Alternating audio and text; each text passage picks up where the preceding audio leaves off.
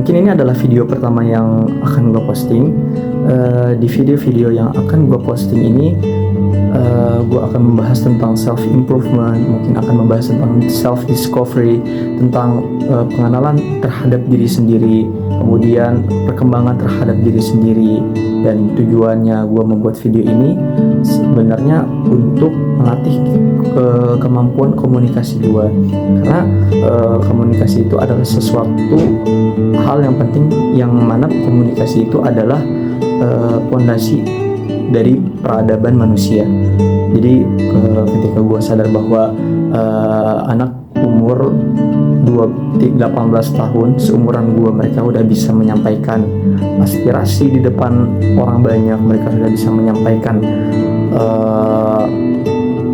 idenya, karyanya di hadapan orang banyak, maka gue sadar kalau gue bisa juga seperti mereka menyampaikan apa yang mereka ingin sampaikan terhadap apa yang mereka pikirkan, apa yang mereka rasakan. Mereka bisa mengekspresikannya gitu. Jadi di video-video ini gue akan melatih kemampuan komunikasi gue, bahwa komunikasi adalah sesuatu hal yang penting, karena komunikasi adalah peradaban manusia.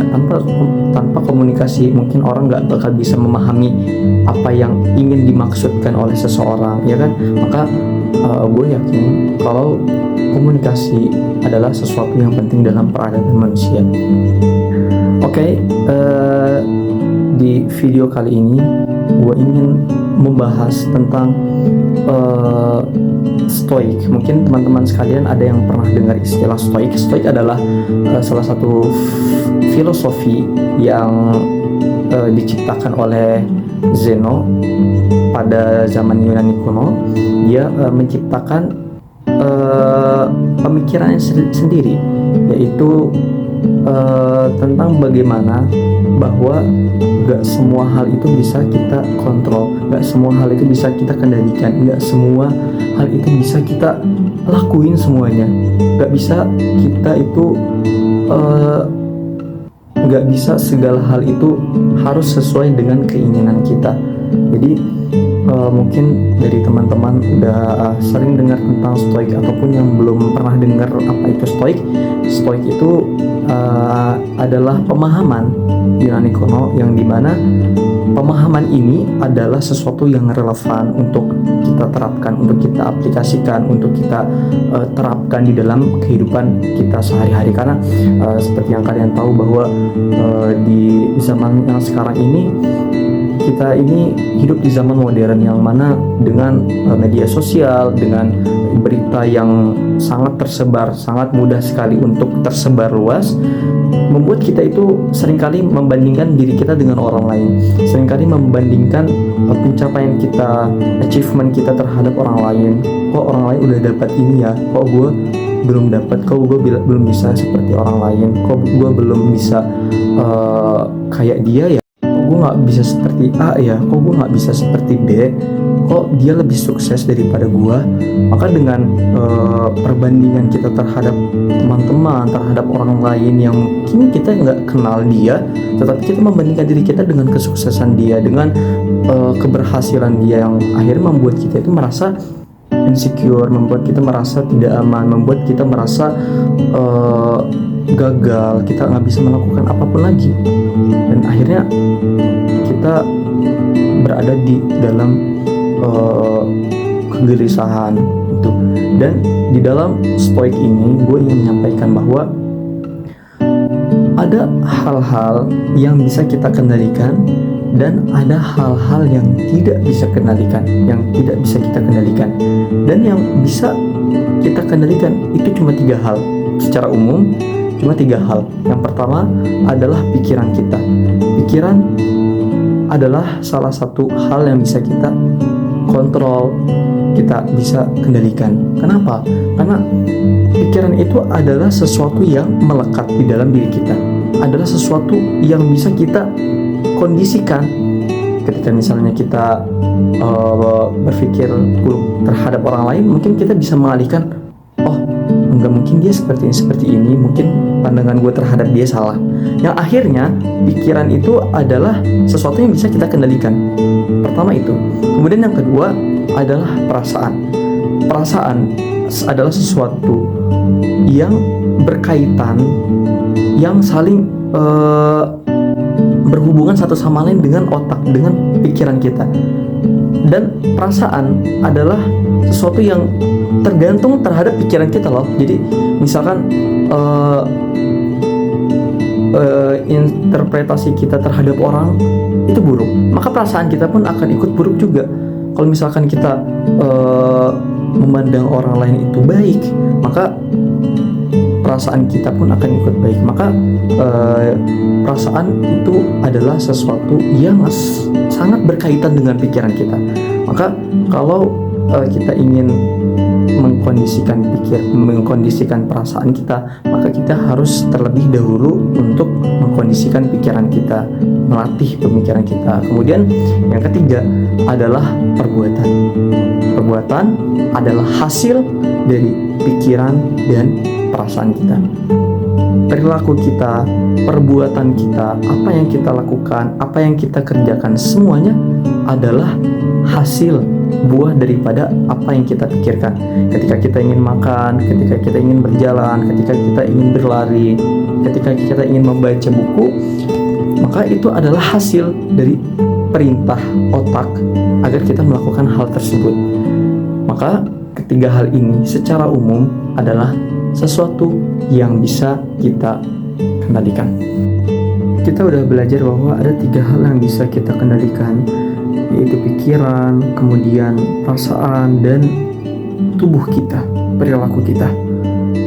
Kemudian di luar hal itu banyak yang gak bisa kita kendalikan. Misalkan kepercayaan orang lain, nilai yang mereka pegang, perilaku orang lain terhadap kita, ucapan orang lain, itu adalah sesuatu yang gak bakal pernah kita kendalikan sampai kapanpun itu.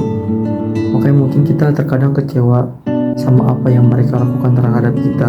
Kita sedih, kok dia jahat ya sama gue, kok dia kayak gini ya, perasaan dulu dia baik sama gue. Itu adalah sesuatu yang berada di luar kendali kita. Ya kita fokus sama 3 hal itu aja.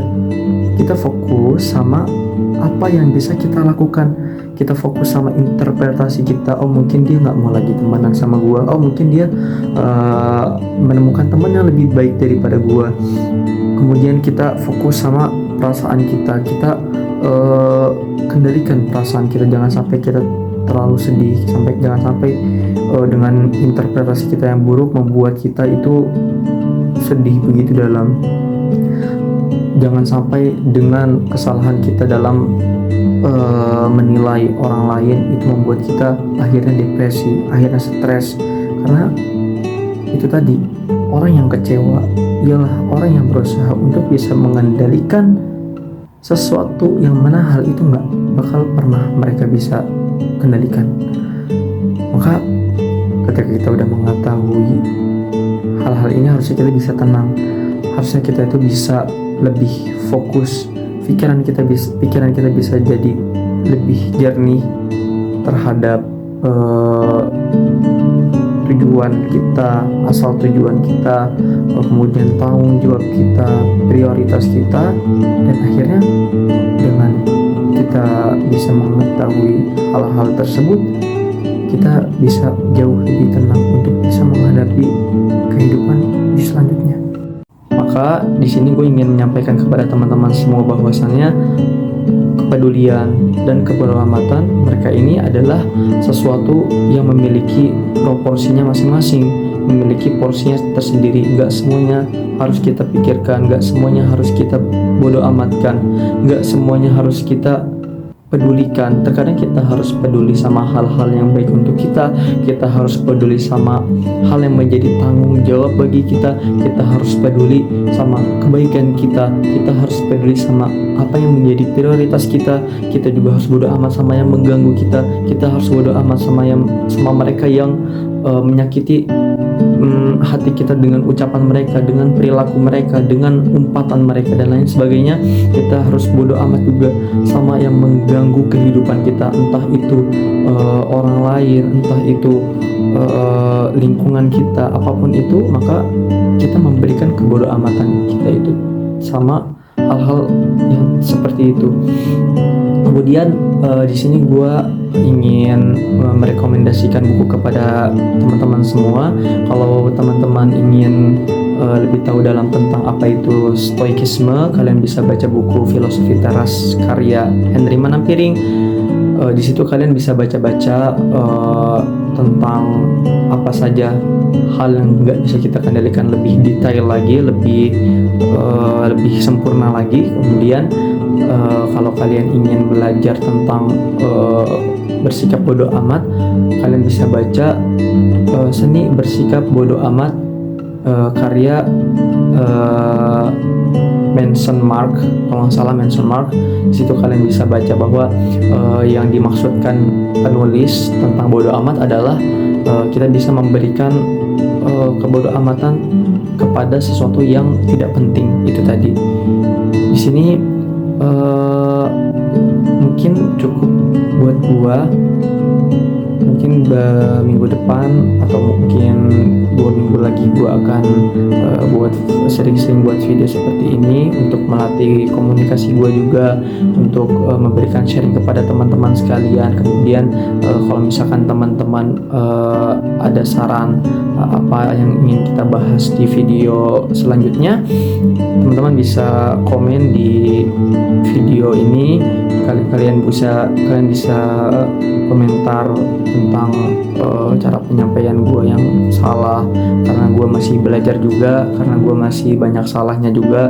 Jadi karena buat orang yang masih belajar, untuk melakukan kesalahan itu adalah sesuatu yang wajar, sesuatu yang lumrah, yang pasti orang itu akhirnya belajar dari kesalahan yang dia buat, ya kan.